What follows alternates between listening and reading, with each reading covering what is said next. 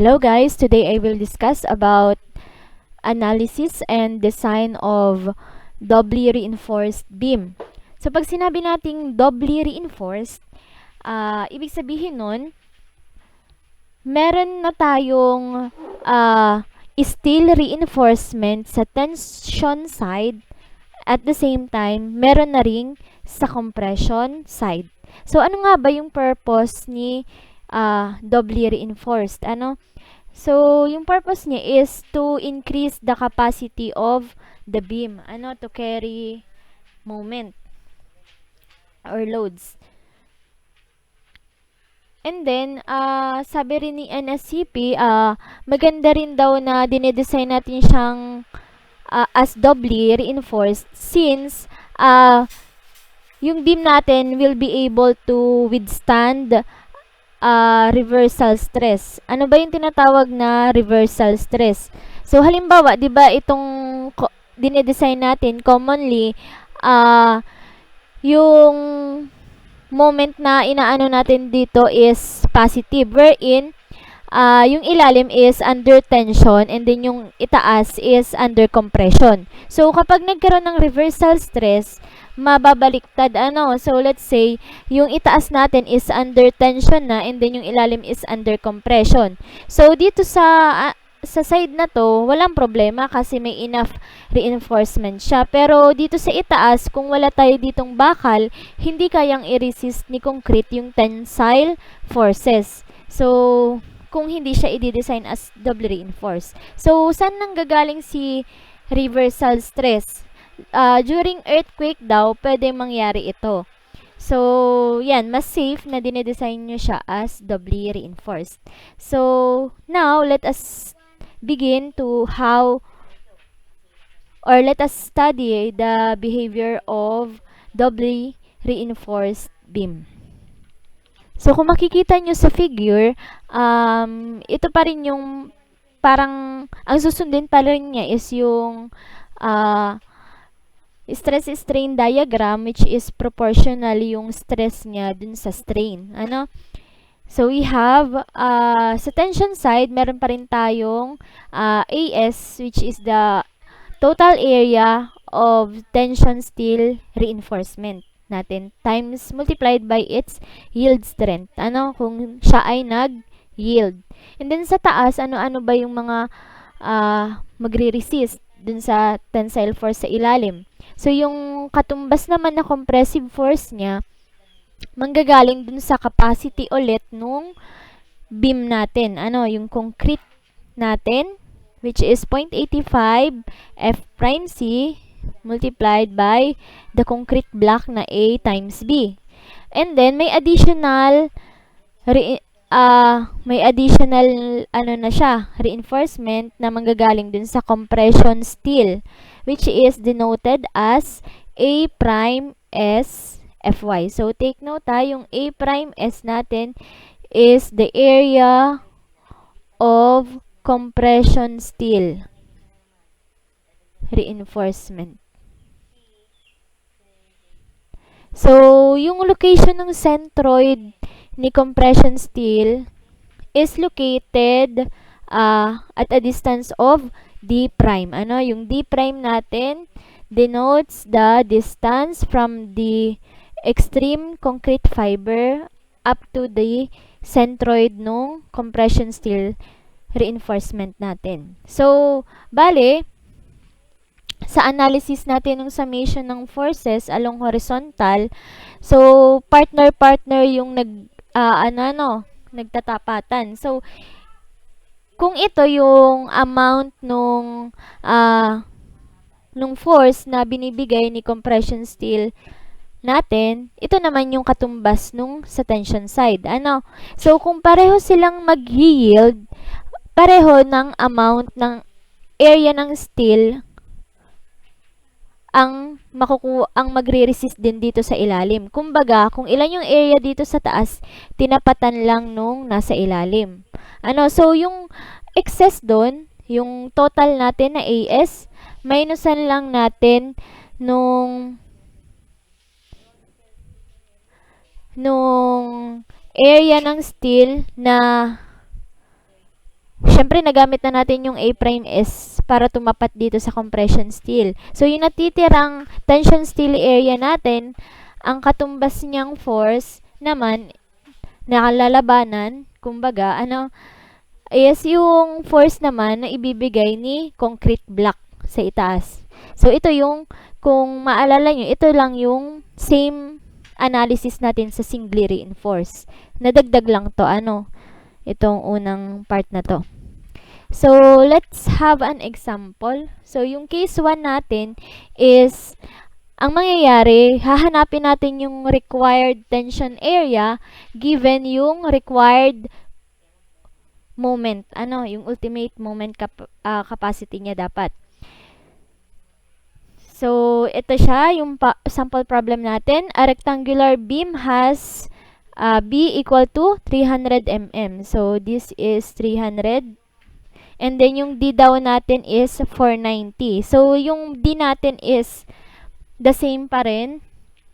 From the outermost fiber ng concrete, papunta dun sa centroid nung tension steel reinforcement natin. And then, given din dito si compressive strength ni concrete equal to 27.6. Therefore, yung beta 1 natin dito is 0.85 since F prime C is less than 28. And then, si steel yield strength natin na Fy is equivalent to 276 megapascal. And then, sabi dito, compression steel, if required, shall have its centroid 60 mm from extreme concrete fiber. So, ito si D prime. Sabi dito, this is equal to 60. So, sabi na dito, calculate the required tension steel area. So, si AS, if the factored moment, MU is equivalent to 620 kilonewton meter. So, ano nga ba yung unang step natin? So, ang mangyayari lang dito, katulad lang yung analysis nung sa singly reinforced natin, na aalamin natin kung yung beam natin is to be designed as singly or doubly reinforced. So, 'di ba, maalala nyo, si MU is i-compare natin siya sa value ni Vmn max. So, kapag siya ay mas malaki dito kay Vmn max, lalabas na siya ay doubly reinforced. And then, kapag less than naman siya naman ay i-design natin as singly reinforced. So, and dito pala yung equal niyan, underline lang yung kanina, ay blank. So, yung less than or equal to, dito tayo sa singly reinforced.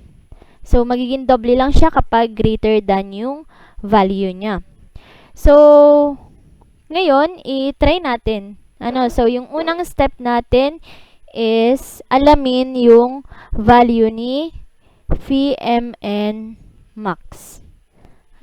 So, wherein si Vmn max is manggagaling, 'di ba, dun sa C na 37D. So, kung maalala nyo, yung strain ng steel dito is 0.004. Kaya, naging 7 to. Kumbaga, 0.003 plus 0.004 is 0.007. So, sinimplify na lang to, naging 37D. So, ngayon, makukuha na natin yung moment kasi, 'di ba, si C is related din kay A. So, kunin lang natin yung values nila. So, in-store ko na yung value niya sa D. So, we have 210. C equal to 210. And then, si A natin na beta 1C is, multiply lang natin si C ng 0.85. So, yung answer natin is, so, ang value dito ni A is 178.5 mm. So, pwede na tayong mag-compute nung moment natin, wherein P multiplied by C times dA over 2. So, yung phi natin is, since ito ay nasa transition region, 'di ba? Kasi itong 0.004 natin, ang katumbas nitong stress dun sa steel natin is 800 megapascal. Ano? So, without computation, malalaman na natin to, matik na to kasi, 'di ba, tandang-tanda natin si modulus of elasticity is equivalent to stress over strain. So, kung si strain ay 0.004, si modulus of elasticity is 200,000, constant naman to kapag steel ang material natin. So, yung stress na ito is equivalent to 800 megapascal. So, yung computation natin ng phi, yung reduction factor natin, that is equivalent to 0.6525 F S minus Fy, and then 1,000 minus Fy. So, input lang natin dito si 800, and then yung phi natin, paki-calculate na lang. So, equivalent to kay 0.831. So, ito na, 0.831. So, ano ba si C? Yung capacity nung concrete natin na 0.85 F prime C A B. So, yung A natin, meron na tayong value, and then yung B natin na 300, and then yung D natin na 490, and then minus A over 2. So, meron na tayong lahat ng values na to.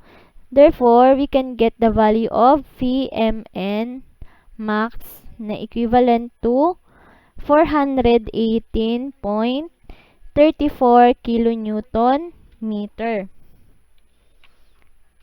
So, ngayon, saka lang natin maikukumpara si MU dito. Ano?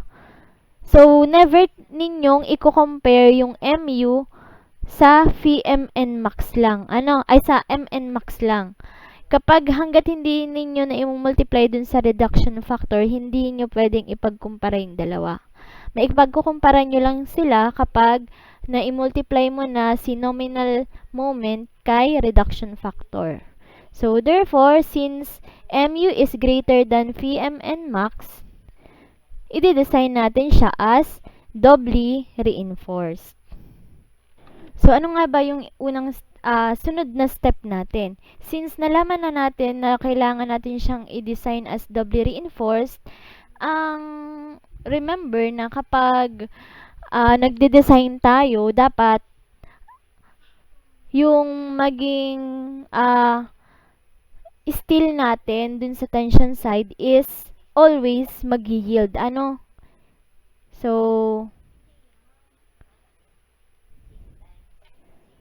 So, dapat gawa natin ng paraan kung yung location niya, yung amount niya, na mag-yield yung steel mo. So, ngayon, ang concept kasi dito, di ba ito yung maximum moment natin, nominal maximum moment natin for singly reinforced. Ibig sabihin, ito na yung moment, si Mn max is ito yung total, ito yung partial nung required moment na i-resist nung steel natin at ni concrete sa singly reinforced. Singly reinforced. So, ang magiging analysis nito, 'di ba may kabuuan tayong MU na i-resist. Ito yung ultimate moment required. Ima-minus natin si Mn max. So, para mapagkumpara yung dalawa, since nominal to, i-divide ko lang to nung reduction factor para maging nominal na din tong natin, required moment. Itong ultimate moment na given. So, yung sobra dito, ito yung i-resist nung additional compression steel reinforcement natin. Yung sobra dito? Kasi ito na yung i-resist ni singly reinforced. Ito yung Ito siya, itong sa kanan, ang i-resist niya is si Mn max. Tas yung sosobra dun sa Mu minus Mn max, ito na yung i-resist nitong pair na to. Ayan. So, balik tayo dun. Ayan, ito na yung magiging computation natin. So, kasi ginawa ko siyang nominal since ito ay nominal din. So, pwede din naman na kung i-mu natin to pareho, i-multiply natin pare-pareho siya by phi and then magiging mu minus phi mn max. So, mas madami to kung ito yung condition na gagawin natin. Kung yung dalawang nominal ang gagawin nating factored. So, dalawa pa yung reduction factor na ginamit mo. Compare dito, isa lang. Pero, same, lang yan. Same equation. Same value lang yung makukuha mo dyan. So, dito na lang tayo sa kaliwa.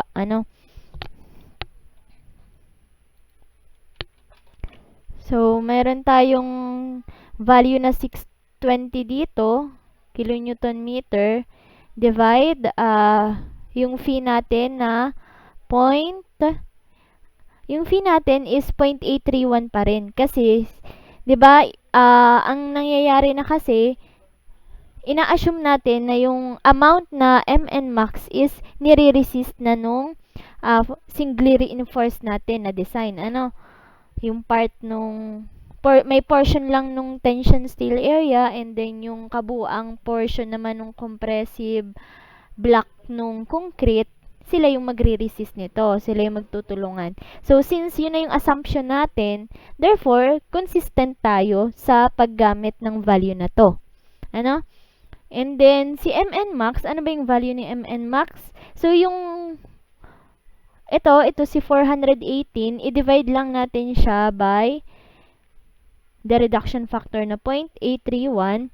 So, ang value niya is 503.45. In-store ko na siya dito sa M natin. Yan, 503.46 kilonewton meter. So, yung pinaka natitirang moment natin na i-resist is, so para hindi lumayo yung mga answer natin, mag-store values tayo. So, yung reduction factor natin na 0.831, in-store ko muna siya sa value ni E. Siya yung 0.831 natin. And then, yung magiging Mn2 natin, i-store ko siya sa value na,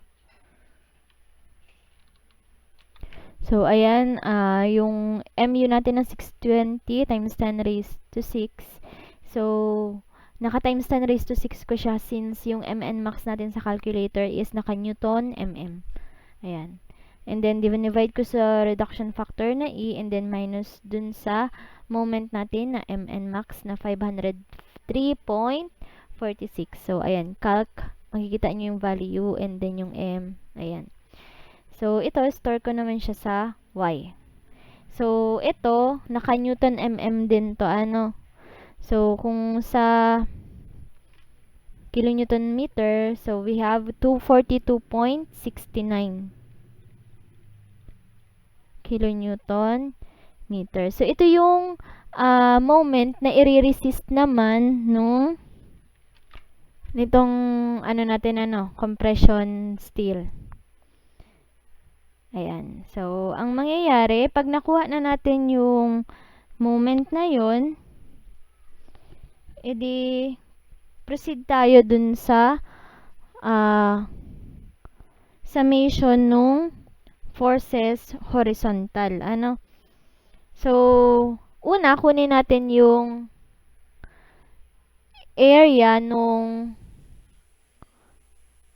steel, tension steel natin for singly reinforced.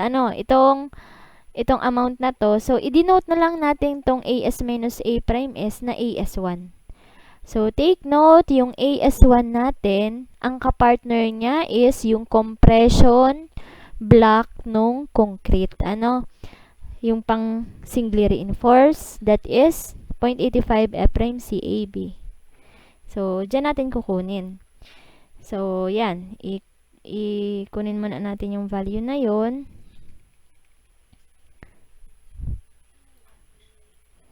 F prime C A B.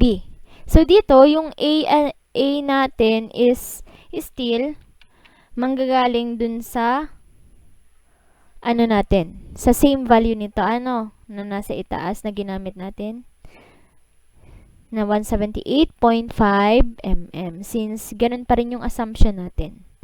So, therefore, we can get the value of AS1. So, yung Fy natin is 276 equal to 0.85, and then F prime C na 27.5, tama ba? 27.5, ay 6, 27.6. And then, yung A natin na 178.5, and then B na 300. So, tama ba? 178.5 and then 300. Therefore, yung AS1 natin is equivalent to, so, ito yung equation natin, ano? Ayan, edi equals lang natin. So, makikita nyo kung nakastore na yung values nyo, ano? So, simple na lang siyang i-input sa calculator. Hindi pa kayo magkakamali, ano, magkaka-typographical error since nakastore na siya. Ayan. Edi, ang AS1 natin is equivalent to 4,551.75 mm squared. So, take note, ito pa lang yung area ng steel na katumbas nung compression block nung concrete. Ano? So, paano natin hahanapin yung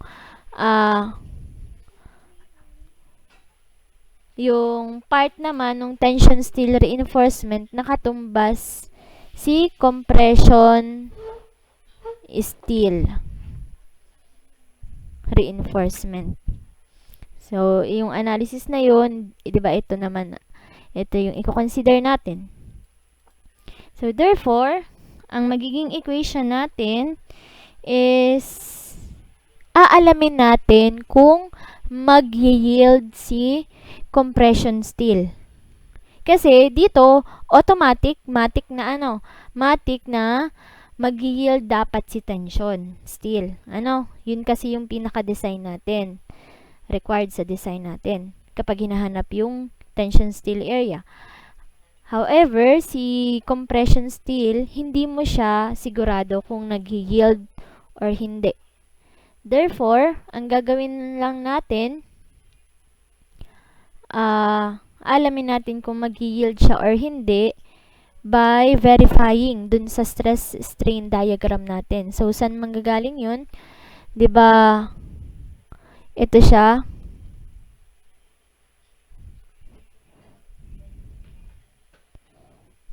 Ayan. So, dun pa rin tayo sa stress strain diagram. So, ang ratio and proportion natin dito is, 'di ba, ito yung maximum usable strain ng concrete natin na 0.003. So, ano 'yan? Dati lang So, and then ito naman yung magiging strain ni compression steel reinforcement, and then yung distance niya is C minus D prime. So, take note ito ha, C minus D prime, since yung distance niya from the top is D prime. Ayan, edi magre-ratio and proportion lang tayo ulit. So, we have C is to C minus D prime is to strain nung tension steel, and then 0.003, wherein yung strain is equivalent to yung stress over the elasticity ng steel natin na 200,000. Therefore, yung Fs natin dito, ito na si F prime S. Since ang pinag-uusapan natin is si compression steel reinforcement. So, kapag sinimplify natin to, we have F prime S equivalent to 600 multiplied by C minus D prime over C. So, kayo na lang yung mag-prove nito, ano. So, madali lang naman yan, oh. I-cross multiplication nyo lang, mag-a-arrive kayo dito sa equation na to. So, para ma-verify natin kung mag-yield si compression steel, kailangan natin malaman yung actual value ni F prime S. Therefore, magsa-substitute lang ulit tayo ng values. Ano? So, we have 600 multiplied by yung C natin minus yung D prime na 60. And then, divided by C. So, that is equal to 428.57.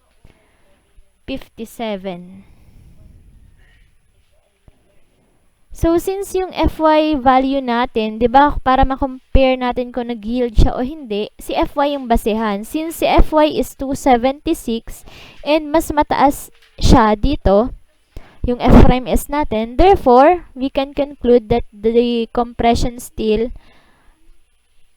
yields. Ano? So, nag-yield. So, ang mangyayari,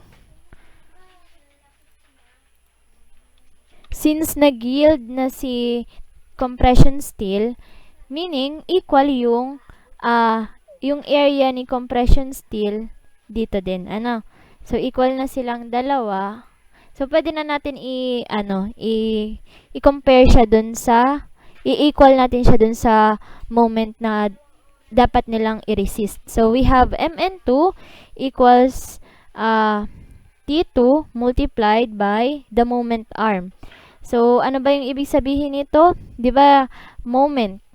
So, ang mangyayari, kunwari, nag-moment ka dito, di masisiro to ano. And then, ang may moment lang is yung force na to multiplied by the moment arm na D minus D prime.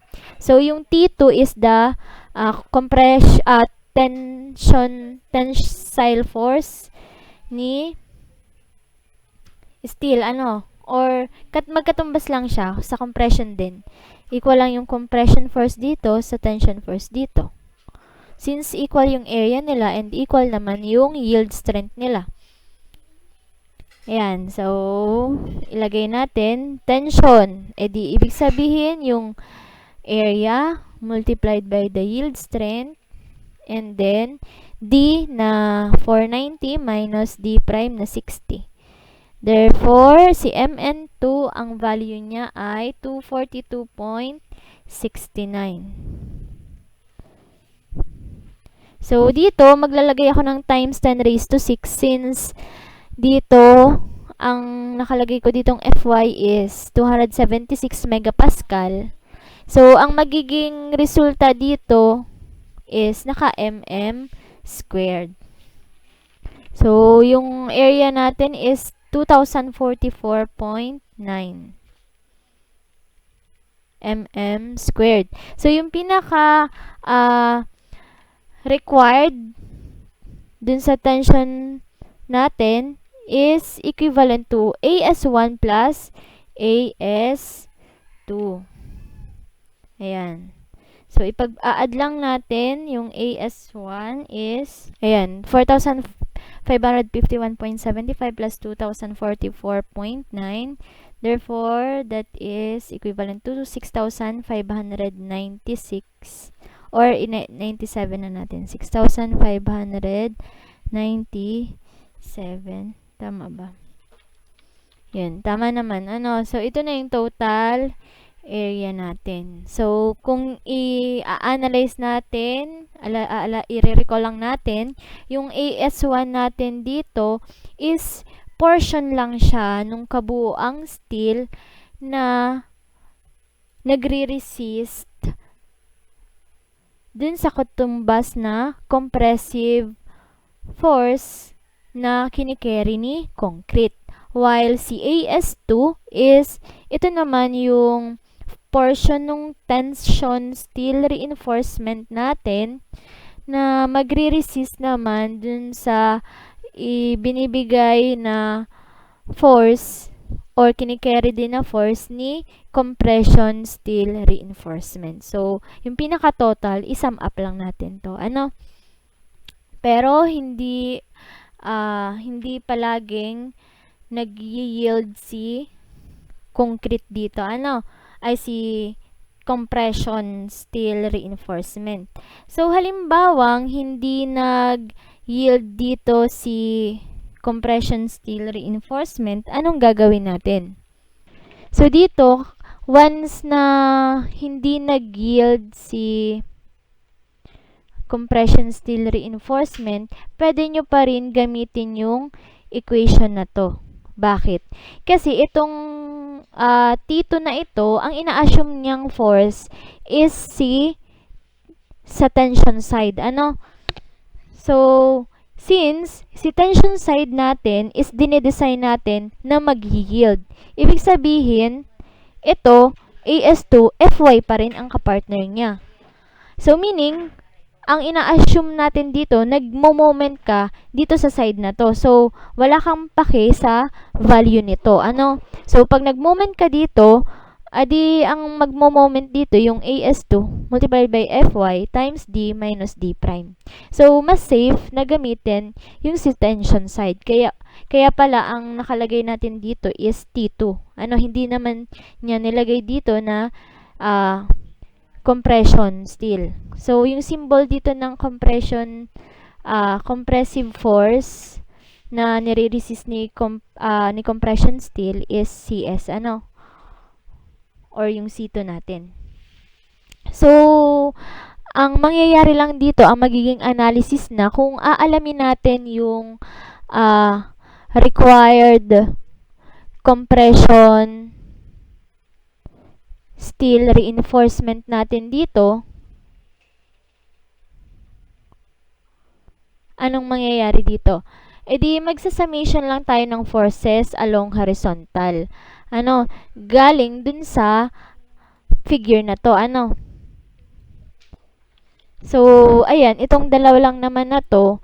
So, yung amount ng steel sa tension side, and then ito si compression steel reinforcement times dun sa actual stress niya. Ano? So, halimbawa kasi ito, sabi nga natin, kapag nagde-design tayo, kapag hinahanap sa atin yung required area ng tension steel, laging FY yung ginagamit natin kasi nga pinapa-yield natin siya. Pero hindi tayo sigurado kay compression steel reinforcement. So, dito naman, na-prove natin na nag-yield siya. Therefore, yung F'(S) niya is equivalent to Fy. So, kung equivalent yung Fy niya, yung area nung compression steel reinforcement natin is equivalent to AS2. Pero, kung hindi siya mag-yield, anong mangyayari dito? So, dito, AS2 Fy pa rin. Samantalang itong right side ng equation natin, i-express natin si Fs in terms nung C natin. So, andito yung equation natin ng ano? Ayan. So, we have 600 C minus D prime over C. So, ayan. Meron naman tayong value ng C galing dun sa assumption na T7D for Mn max. Ayan. So, dito, makukuha nyo rin yung amount nung compression steel reinforcement natin. So, yun na yung magiging sagot. So, sa next video, ang case naman na i-discuss ko is finding the ultimate moment capacity ng beam given naman yung area for tension and meron ding given steel area for compression side. Ano? So, that's all. Thank you.